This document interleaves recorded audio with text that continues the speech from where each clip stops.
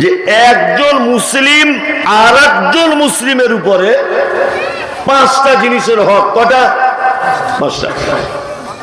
এক, রাদ্দুস সালাম। তোমার কোন মুসলিম ভাইয়ের সঙ্গে দেখা হলে তুমি বলো আসসালামু আলাইকুম। আচ্ছা, এইটা বলা যাবে? এটা কঠিন না খুব সহজ? সহজ, তাই না? আমরা সবাই সবাইকে সালাম দেব ইনশাল্লাহ।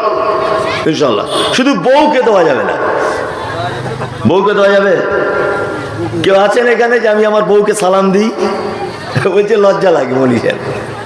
বউকে আবার সালাম দিতে হয়? দেখুন, আপনাদেরকে একটা টিপস বলে দিই আমি, এটা আমল করুন। আমাদের অধিকাংশ বাঙালি ফ্যামিলিতে দেখবেন স্বামী স্ত্রী ঝগড়া, মারামারি, অশান্তি এগুলো টুকটাক হয়। হয় কি হয় না?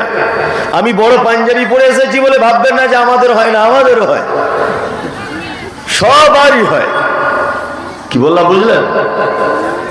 আপনার বাড়িতে যদি আল্লাহর পক্ষ থেকে রহমত, বরকত, দয়া এটা যদি আপনি পেতে চান, তাহলে আপনার স্ত্রীর সঙ্গে যেদিন ঝগড়া হবে সেদিন নিয়ত করবেন যে ওকে সালাম দিব, আসসালামু আলাইকুম। ও দেখবেন প্রতি উত্তরে বলবে ঢং আর খুঁজে পাও না, বলবে বড় মৌলভী সাহেব হয়েছে, সালাম দিচ্ছে। আবার বলবে কি বলবে না? বলবে।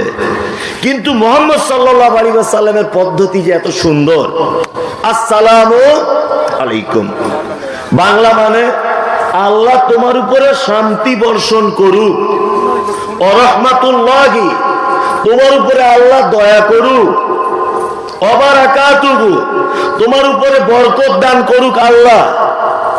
তাহলে আপনি যদি একদিনে আপনার স্ত্রীকে 10 বার যদি বলেন তোমার উপরে আল্লাহ শান্তি দিক, তোমার উপরে আল্লাহ দয়া হোক, তোমার আল্লাহ বরকত দিক, এরকম দোয়া যদি সারা দিনে সারা মাসে যদি একবার যদি কবুল হয়ে যায়, বলুন তো সংসারে অশান্তি থাকবে?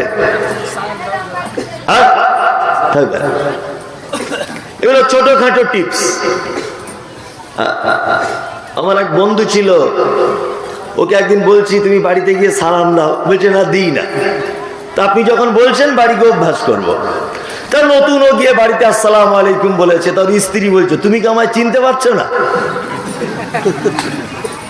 তুমি কি আমাকে চিনতে পারছো না? আমি কি অপরিচিত লোকটা তুমি সালাম দিচ্ছ?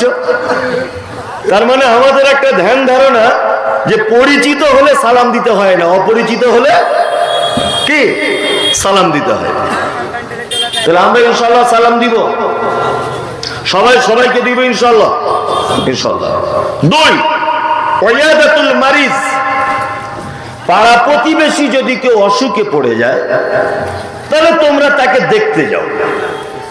ওয়া ইত্তিবাউজ জানাইজ কেউ মারা গেলে তোমরা তার জানাজার সালাত আদায় করো।